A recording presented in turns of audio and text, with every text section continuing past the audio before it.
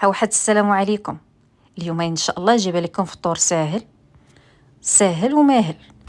ايوا فطور اليوم ان شاء الله، وهو اللحم مبخر وطاجين ديال الخضره المرافق للحم مبخر، واحد الكيكه ديال البنان.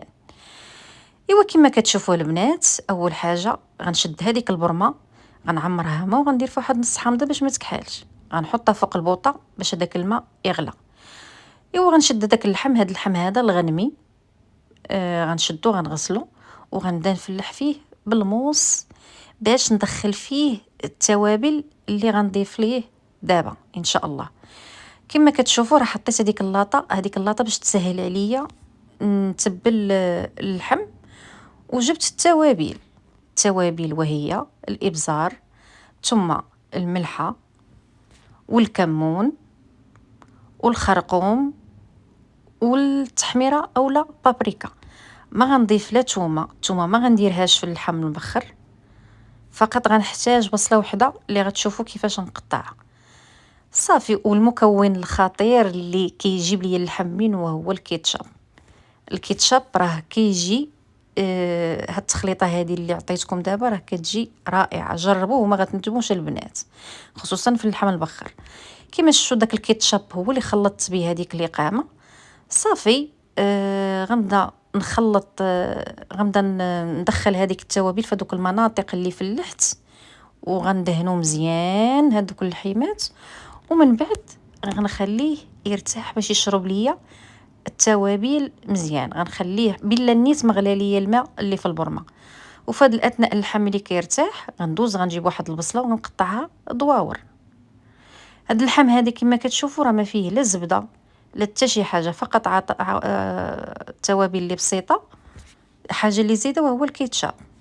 كما كتشوفوا هذا فقط المعدنوس حتى هو غنقطعو باش البصله غنفرشها تحت اللحم، وهذاك الربيع اللي غنقطع غنرشو من الفوق، راه كيجي المذاق واعر. التقطاع بهذه الطريقه هذه، البصله فقط بصله وحده اللي دواور، اللحيمات راك شفتوهم راه شربوا التوابل. نيت بالله حيتاش انا عمرت البرمامه حيت كتاخذ الوقت باش كتغلى صافي. بديت كنستف هذيك البصله درت فرشت لتحت، واللحم غنضيفو الفوق. ها اللحم هو هذا كما كتشوفوا صافي. دابا انا كملت ستاف ديال اللحم، دايره 3 رجلات. هذاك راه الملج. البنات اللي هنا في امريكا، هاد اللحم هذا راه خديتو من ريستورون ديبو، راه حلال. كما كتشوفوا الربيع راه رشيتو ليه من الفوق وحطيتو البرمه. من بعد ما غلات حاجه انا غنغطيه بواحد بلاستيك ديال الطياب ابيض، غنغطيه من الفوق وعاد غندير عليه الغلاقه باش يطيب، حيت ما غنحتاجش الكوكوط باش نسد عليه باش يلاه يوجد الفطور صافي. كما كتشوفوا هو راه بدا كيدخل فيه الطياب بهاد الطريقه، راه دغيا كيطيب. اللحم الغنمي كنعرفوه دغيا كيطيب.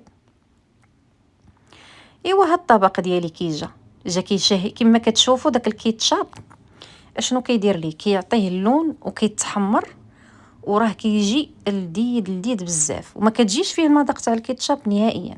دابا غندوز للطاجين ديال الخضره اللي غنحتاجو ليه طاجين والخضره بطبيعه الحال، بصله كورجيت خيزو مطيشه بطاطا الجلبانه ما وريتهاش لكم حتى هي. كما شفتوا اللي قطعتها كنضيفها للطاجين، البصله دواور خيزو بحال هكاك طروفه، والبطاطا اللي قطعتها كنستفها في الطاجين صافي، والكورجيت.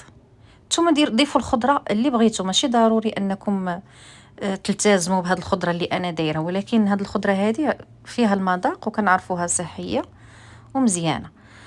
الكورجيت ومطيشه والجلبانه من الفوق صافي. وغنقطع واحد شويه المعدنوس حتى هو غنضيفو من الفوق كما شفتوا، شويه المعدنوس صافي. دابا غنبدا ندير في التوابل، غنجيب واحد الزلافه وغنبدا نضيف فيها التوابل اللي هي الابزار، الخرقوم، مهم الملحه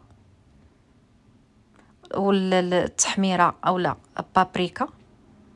فقط هادو هما والثومه بودره. انا هنا غنضيف الثومه بودره، ما غنديرش الثومه. الا بغيتو الثومه تقدروا تحكوا واحد الثومه من الفوق ولا تخلطوها مع هاد العطريه صافي. صافي وغنزيد شويه الماء اللي نيت هذاك الماء هو اللي غنروي فيه اللي غيطيب طيب فيه الخضره، شويه الماء تقريبا واحد نص كاس. صافي ونخليها على المهل. كما شفتوا هنا هذه راه تومه بودره. ومن تما غندير زيت الزيتون. زيت الزيتون عندكم زيت الزيتون ديروه، ما عندكمش ديروا فقط زيت نباتيه. انا حيت هنا مطيبه الخضره قلت غندير زيت الزيتون اللي كيجي بيه الخضره بنينه وزوينه. صافي دابا غنسد عليه وغنحطو فوق البوطه يطيب على المهل. كما كتشوفوا الطاجين راه كيشهي، كيعطي واحد المذاق لهذيك الخضره. صافي ها هي دخلها الطياب، راه بدا داك شويه الماء بدا كيغلي. صافي وكنقدموه بالصحه والراحه. الطويجين ها هو طاب وجد، كيجي على هذا الشكل، كيجي رائع، خصوصا الا كنتو دايرين اللحم مبخر بلا ما تبقاو تخربقوا الشليضه هذه. اكتفيو بهذا الطويجين هذا وبركه. ايوا دابا غندوز الكيكه ديالي اللي كيكه ساهله وبسيطه وكتجي منفوخه وغتعجبكم ان شاء الله. هاد الكيكه هذه غنحتاج لها واحد 3 البنانات. كلشي اللي درتو غنضيفو لهداك الخلاط الكهربائي. 3 البنانات مع 4 البيضات اللي كنكونوا جابدينهم قبل من الثلاجه. يكونوا المهم يكونوا سخن، ما خاصهمش يكونوا باردين. كنعرفوا الكيكه ملي كنبغيو نستخدموا فيها البيض خاصو يكون بحراره الغرفه. ايوا من تما غندير واحد الكاس ديال السنيده وكاس ديال الزيت. هذاك الكاس اللي عندي هو اللي كنعبر به، وكاس ديال الحليب وجوج فانيات. صافي وغنبدا نطحن. ملي غنطحن غنخليه يطحن هذاك الشيء مزيان، غنخليه يطحن مع فيه البنان، غنخليه قد ما طحن مزيان.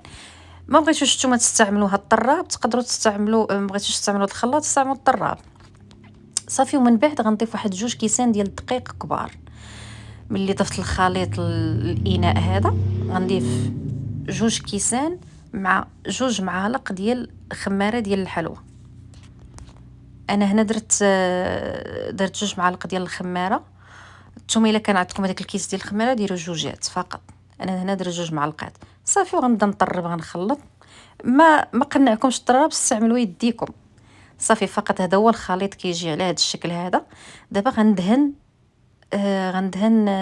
هذا الاناء ديال اللي غندير فيه الكيكه، المول ديال الكيكه. انا هنا غنرش عليه غير الزيت وغنضيف شويه الدقيق كما كتشوفوا. ما بغيتوش ديروا الزيت ديروا الزبده. صافي هنا في هذا الاثناء انا راه مسخنه الفران راه سخن. ملي كنخلط في الكيكه رانا شعلت على الفران دابا راه سخن. صافي غنخوي هذاك الخليط في المول وغنضيفو قلت لك غندخلو الفران. صافي ونغلي يطيب. المهم انا هنا الحراره غندير 350 دغيا غطيب غتوجد. غير هي ما تحلوش عليها باش تجيكم منفوخه. ايوا ها الكيكه من بعد ما طابت كما شفتوا راه تنفخات، راها كتجي لذيذه اللي كيبغي البنان بالحق. صافي هنا انا غنحطها في الطبسيل ديالها، غنخليها حتى تبرد. بحال البنات اللي كتجي مصعوبه خليوها حتى تبرد باش ما تلصقش لكم في المول، وحطوها وقلبوها في الطبسيل. ايوا انا قلبتها في الطبسيل والحمد لله ما لصقتش ليا جاتني مزيانه. ايوا هذه هي الكيكه راها سهله ورائعه وما كتاخذش هي بزاف الوقت. دائما كل حاجه كنجيب لكم كل حاجه سهله. ايوا هذا هو الشكل ديال الكيكه. هذاك الشكل ديال الزواق اللي فيه هذاك راه الدقيق. انا تعمدت انني ندير شويه الدقيق مع داك الزيت باش كيعطيني هاد الزواقه في كيكه. الا الكيكه بحال هكا بغيتو تقدموها هكا قدموها، بغيتو تزوقوها لكم الاختيار في التزيين كما بغيتو. هي بالشكلاط وكنعرفوا المذاق ديال الشكلاط كيتواتى مع مذاق البنان. وانا راه دورت، انا درت الحريره غير ما شاركتهاش معكم. كما كتشوفوا ها الحريره اللي غنقدم في الفطور. وسلقت البيض حتى هو وقطعته وحطيته في الطبسيل مع دوك الزويتينات وعجنت الخبز ودرت الشيار. هادو هما الاطباق اللي دايره في الفطور اليوم. الشيار، هاد الشيار هذا راه عجنت عجينه ديال الخبز الشيار. كنقص من عجينه الخبز وكنخبز الشيار اللي كميه محدوده ما كنقويش، لان كما كتعرفوا من خلال الفيديوهات اللي كنتو كتفرجوا كنبغي الشيار يكون فريش. وضروري البراد ديال اتاي المشحر وعصير. هذا درت عصير ديال الحليب البنان والتفاح اللي ساهل بطبيعه الحال. وهذه هي الطبيله ديالي. كنتمنى يعجبكم فيديو اليوم كما كتشوفوا ساهله، ما كياخذش لينا بزاف ديال الوقت، يعني تقدري تدخلي للكوزينه مع 6 توجدي هذا الشيء كامل. المهم البنات، السلام عليكم، الى وصفه اخرى.